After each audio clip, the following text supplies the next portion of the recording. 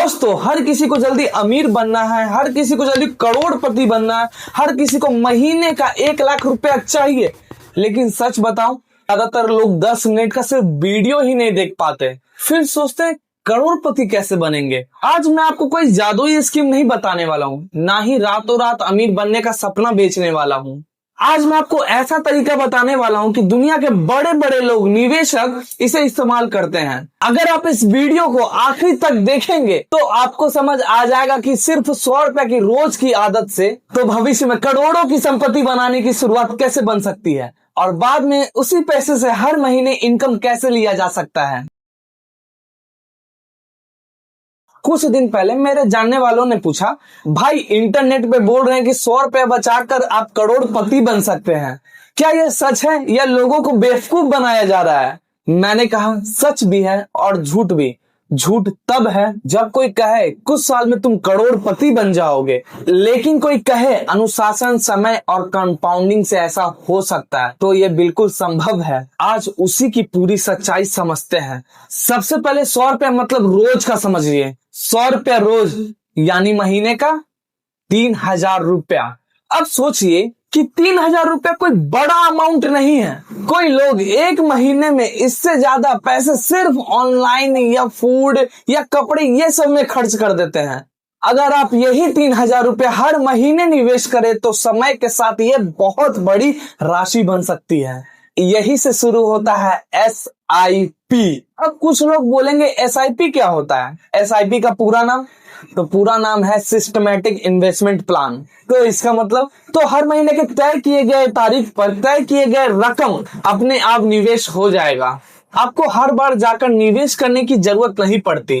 धीरे धीरे बिना तनाव आपका निवेश बढ़ता रहता है। लेकिन आप सोच रहे हैं कि पैसा बढ़ता कैसे है? तो यही आता है कंपाउंडिंग। कंपाउंडिंग का मतलब आज आपके पैसे पर जो कमाई हुई, कल उस कमाई पर भी कमाई होगी।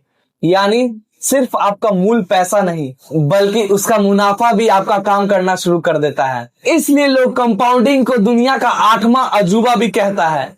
एक आसान उदाहरण ले लीजिए। मान लीजिए आपने एक छोटा सा आम का पौधा लगाया। पहला साल उसमें शायद एक भी आम ना आए, दूसरे साल कुछ फल आएंगे, तीसरे साल और ज्यादा आएंगे और 10 साल बाद वही पेड़ आपको हर साल फल देता रहेगा। निवेश भी बिल्कुल ऐसा ही होता है। शुरुआत में आपको रिजल्ट छोटा मिलता है, लेकिन समय के साथ गति तेज हो जाती है। अब आते हैं असली सवाल पर। अगर आप 3000 रुपए हर महीने निवेश करते हैं तो, और मान लीजिए आपको लंबे समय में 15% सालाना रिटर्न मिलता है, तो करीब 25 साल बाद आपका निवेश लगभग 1 करोड़ रुपए के आसपास पहुंच सकता है। लेकिन यह सबसे जरूरी बात, 15% कोई गारंटी नहीं देता है। मार्केट कभी 10% दे सकता है, कभी 12% दे सकता है, कभी 18% भी दे सकता है और कुछ साल निगेटिव भी हो सकता है। इसीलिए कभी कभी किसी फिक्स रिटर्न का भरोसा मत कीजिए। लॉन्ग टर्म निवेश में सबसे बड़ी ताकत समय और अनुशासन है, ना कि भविष्य का निश्चित रिटर्न। सबसे बड़ी गलतफहमी, बहुत सारे लोगों को लगता है कि अगर 25 साल लिखा है तो पैसा 25 साल के लिए फंस जाएगा।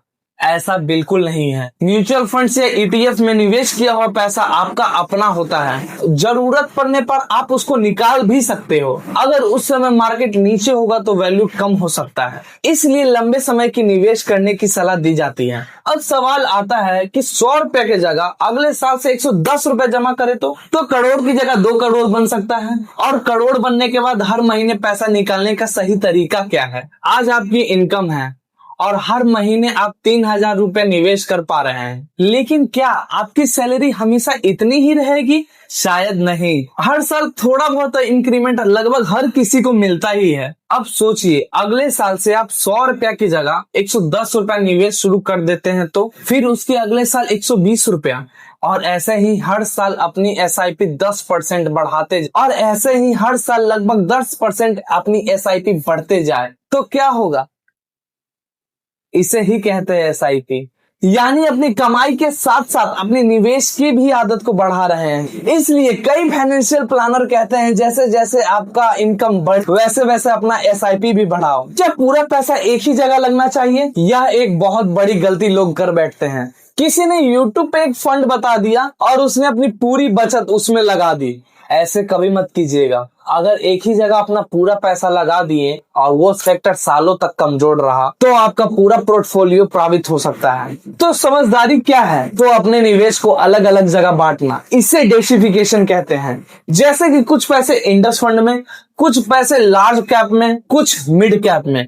और आपका लक्ष्य लंबा है तो जोखिम समझते हैं तो थोड़ा हिस्सा स्मॉल कैप में। इसी तरह अगर एक फंड कमजोर प्रदर्शन करे तो दूसरा उसकी भरपाई कर सकता है।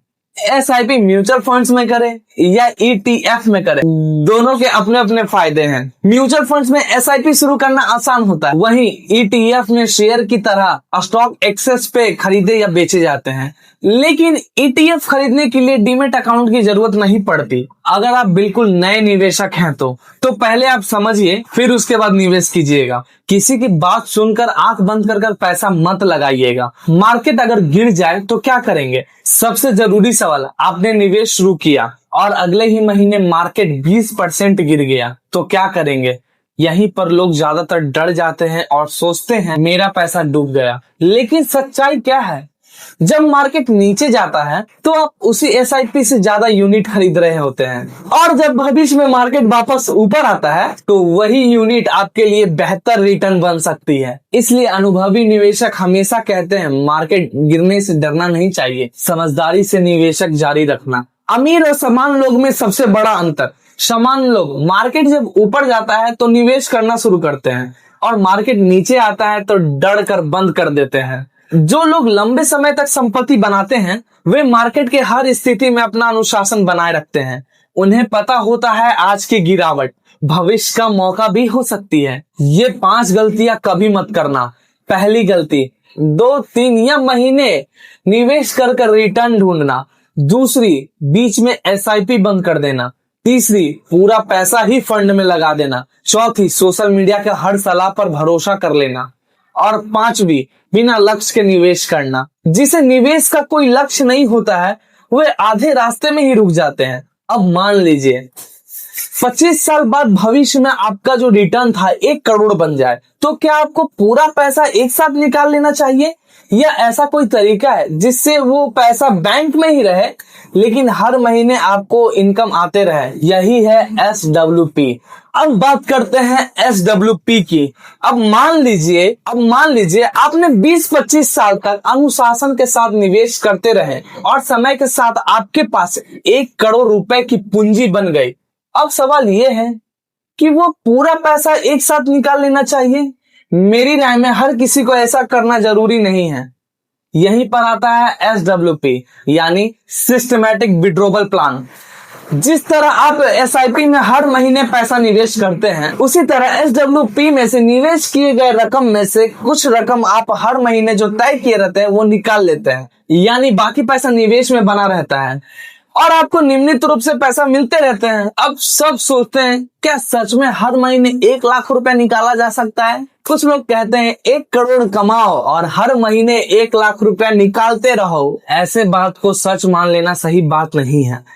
असलियत यह है कि यह कई बातों पर भी निर्भर करता है। आपका कुल रकम कितना है, आपने कितनी रकम निकालना शुरू किया, निवेश पर भविष्य में कितना रिटर्न मिलता है, महंगाई कितनी रहती है और बाजार का प्रदर्शन कैसा रहता है।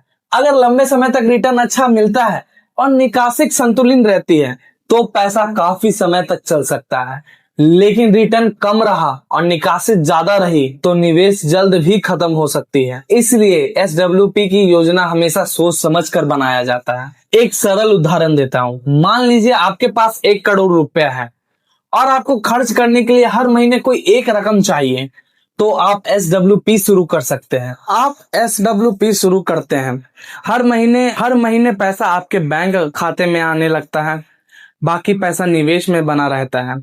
अगर उस दौरान आपका निवेश अच्छा प्रदर्शन करता है, इसलिए हमेशा वास्तविक उम्मीद रखें।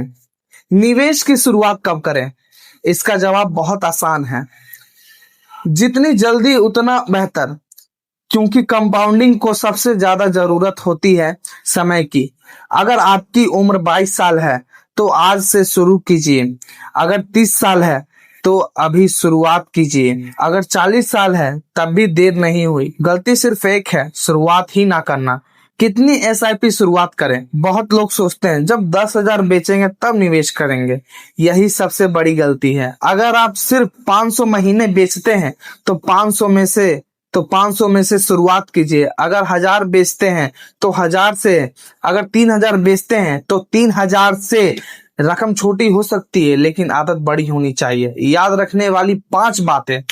पहली, लंबे समय तक निवेश करें। दूसरी, हर साल अपनी एसआईपी बढ़ाने की कोशिश करें।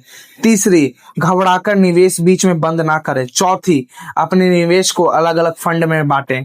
और पांचवी, किसी भी यूट्यूब वीडियो का या सोशल मीडिया पोस्ट को देखकर बिना रिसर्च निवेश मत करें। अगर आप इस वीडियो को यहाँ तक देख लिए तो आप सब लोग से अलग सोचते हैं। अगर आपको ये वीडियो पसंद आए तो आप इस वीडियो को लाइक करें, सब्सक्राइब करें और ढेर सारा कमेंट करें। धन्यवाद।